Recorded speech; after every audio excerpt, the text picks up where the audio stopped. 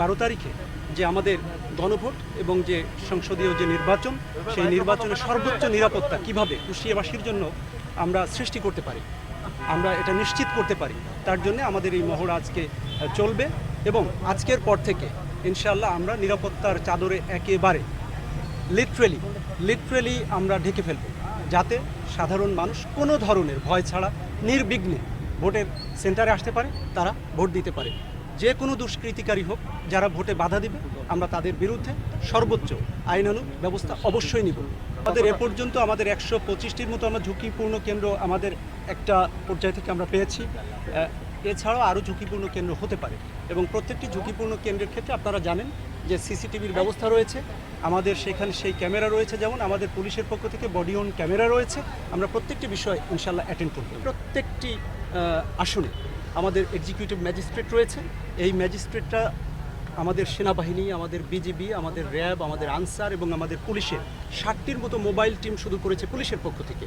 এবং এছাড়াও তাদের স্ট্রাইকিং ফোর্স রয়েছে, আনসারের 12টি স্ট্রাইকিং ফোর্স রয়েছে, আমাদের র্যাবের এভাবে প্রত্যেকের আলাদা আলাদা করে, এমনকি আমাদের সেনাবাহিনীর পক্ষ থেকে 6টি ক্যাম্পকে তারা স্প্লিট করে নোডাল পয়েন্ট করেছে 18টি, অর্থাৎ 18টি স্ট্রাইকিং ফোর্সের মতো সেনাবাহিনীও কিন্তু আমাদের সাথে থাকছে। সুতরাং মানুষের যদি কোনো সমস্যা হয়, সে প্রত্যেকটি সমস্যা আমরা অ্যাটেন্ড করতে পারবো বলে আমরা বিশ্বাস করি এবং এটাই ঘটবে ইনশাআল্লাহ। আমরা অবশ্যই প্রত্যেকটি সমস্যা আমরা ফেস করতে পারবো।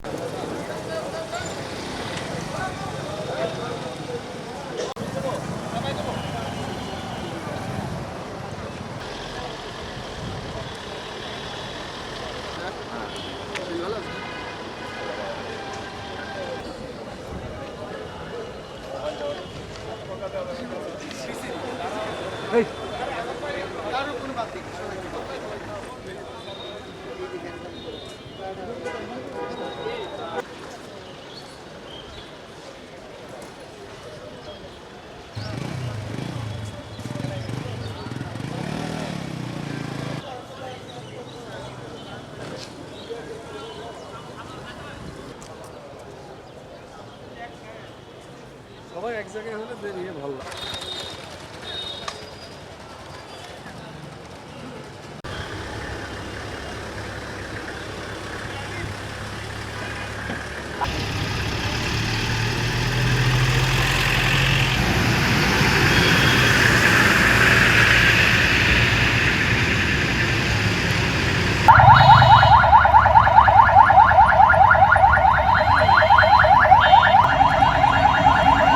আজকে আপনারা যে আয়োজনটি দেখছেন, এই আয়োজনটি একই সময়ে আমাদের অন্যান্য উপজেলা পর্যায়ে 6টি উপজেলা থেকেও একইভাবে আমাদের শুরু হবে।